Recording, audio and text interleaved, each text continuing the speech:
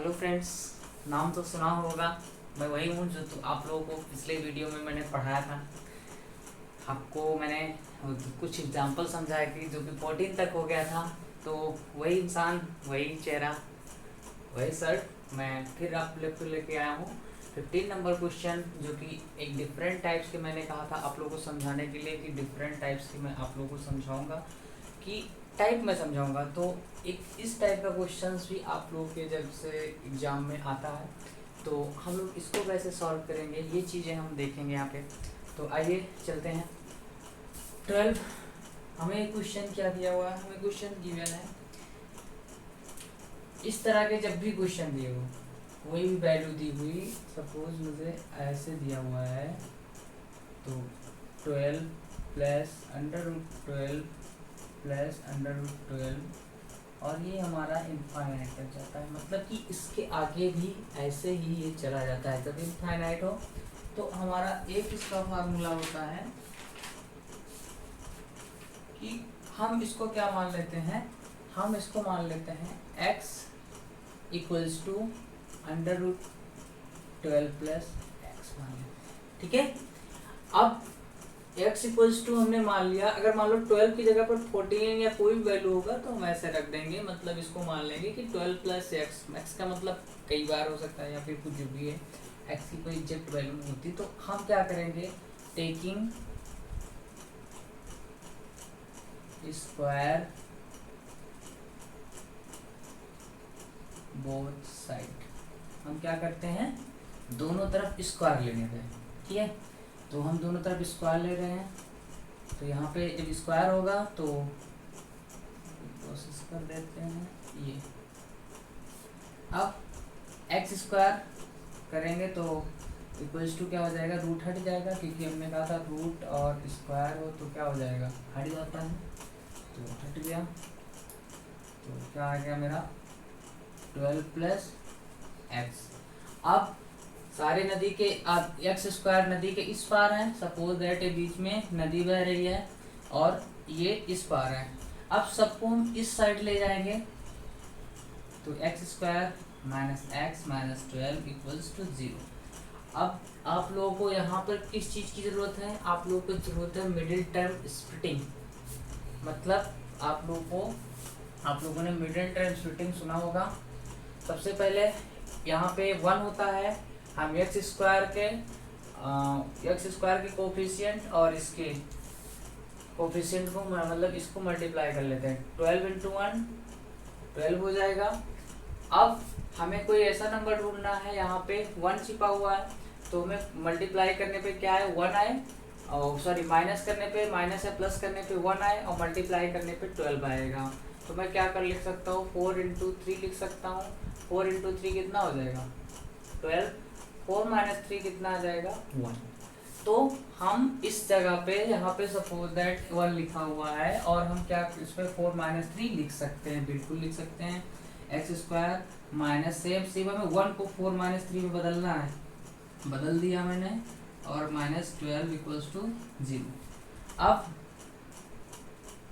X square ये minus है तो अंदर हो जाएगा माइनस और इधर मल्टीप्लाई हो जाएगा, माइनस 4x हो जाएगा, माइनस और minus plus 3x minus 12 equals to 0। अब इन दोनों में इसमें क्या कॉमन है, इसमें हमारा कॉमन है x माइनस 4 बची है।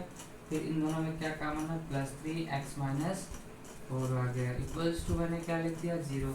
अब x माइनस 4 कॉमन ले लिया और यहाँ पर x प्लस 3 कॉमन ले लिया, इक्वल्स टू मैंने क्या कर दिया 0 कर दिया। अब यहाँ पे एक बार हम x माइनस 4 इक्वल्स टू 0 लिख सकते हैं, एक बार x प्लस 3 इक्वल्स टू 0 लिख सकते हैं। x इक्वल्स टू 4 है, आ गया एक वैल्यू, और x इक्वल्स टू माइनस 3 आ गया दूसरी वैल्यू। तो इसमें जो हमारा ऑप्शन में दिया होगा वो हम करेक्ट मान लेंगे। हमारा दिया हुआ है 4, तो x इक्वल्स टू 4 मेरा करेक्ट हो गया। समझ में आया?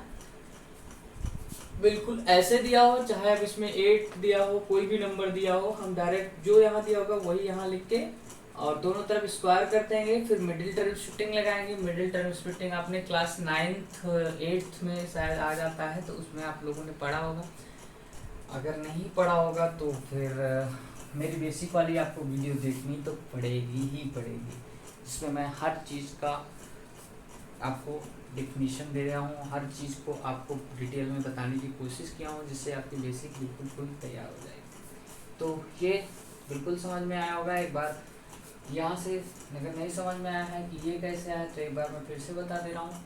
क्या है 12 इंटू 1, हमें क्या होता है, हम इसकी कोफिशिएंट अगर यहाँ 2 होता है तो इसको दोनों मल्टीप्लाई करते हैं और उनको इस तरह से जैसे मल्टीप्लाई उनका निकालना है कि दोनों को मल्टीप्लाई करने पे 12 हो और माइनस कर या प्लस करने पे हमारा 1 आए, क्योंकि यहाँ पे मुझे 1 लाना है। तो हमने 4 3 जब 12 होता है 4 माइनस 3 कर देते हैं, तो इसमें 4 माइनस 3 कर दिए। अब क्या हुआ, इन दोनों में x का मन था, इन दोनों में 3 का मन था।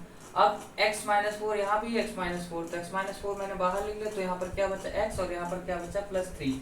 अब फाइनली मेरा आ गया 0, x माइनस 4 इक्वल्स टू 0, तो x इक्वल्स टू 4 है and x plus 2 3 equals to 0, x equals to minus 3 है। तो आई होप समझ में आया होगा। अब हम चलते हैं 16 नंबर क्वेश्चन पे।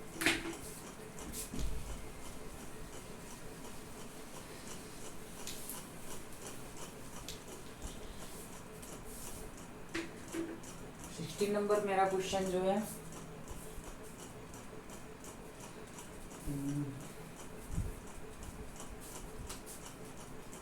इसका दोस्तों एक फार्मूला होता है। क्या होता है, हमारा जब भी इस तरह के क्वेश्चन हो, जैसे मान लिया यहाँ पे 2 है, और एक बार ध्यान में रखना इसमें और इसमें देखना थोड़ा सा फर्क है। इसमें इनफाइनाइट है, इसका इनफाइनाइट है बट इसका इनफाइनाइट नहीं है। इसमें टोटल कितने टर्म्स हैं हमें काउंट कर लेना है। ये दिया हुआ है और इसमें मैं 0 1 ये मेरे ऑप्शनल दिए हुए हैं, तो हमें सबसे पहले हमारा कुछ ऐसे दिया हुआ है 2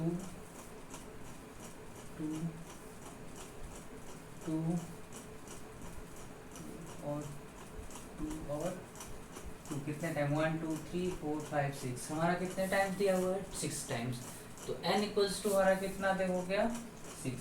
इसका फार्मूला होता है जो नंबर होता है वो नंबर लिख लेते हैं और कितने टाइम्स आया 1 माइनस 1, अब जो नंबर होगा उसका स्क्वायर।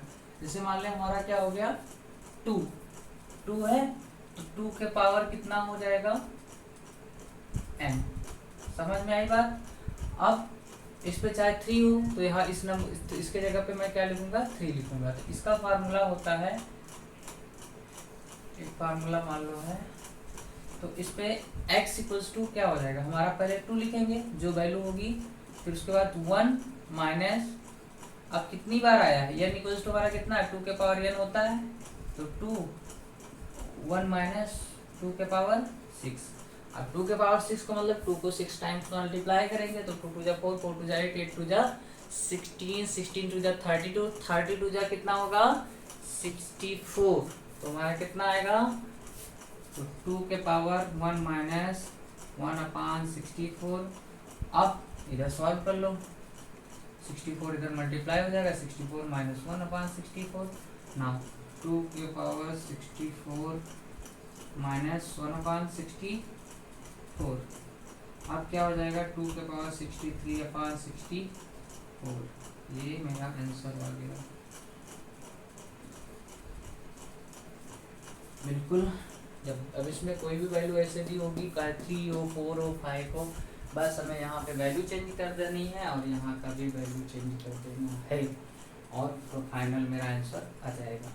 तो और ध्यान रखने वाली चीज़ ये है कि अभी इसको भी जब हम सॉल्व कराएंगे तो ये भी दोनों में थोड़ा सा मिस्टेक है, कंफ्यूज मत होना, क्योंकि इसमें इनफाइनाइट है, पता लगे हमारा ये है तो हम ये क्वेश्चन में ये वाला लगा के चले आए और इस टाइप का है तो मैंने दूसरा वाला लगा दिया। तो ऐसा हमें कुछ भी नहीं करना है, हम लोगों को ध्यान रखना है। अब इसमें आप लोगों को बिल्कुल ये समझ में आया होगा, थोड़ा सा इस पर सॉल्व करने में क्या होगा 2 के पावर 6 है, 2 के पावर 6 का मतलब 64 है, तो इसमें क्या करेंगे हम, यहाँ से माइनस इधर आएगा 64 माइनस 1 63/64। तो ये वाला मेरा क्वेश्चन का करेक्ट आंसर होगा। अब हम चलते हैं 17 नंबर क्वेश्चन को लेकर। 17 नंबर क्वेश्चन को लेकर चलते हैं। क्या होता है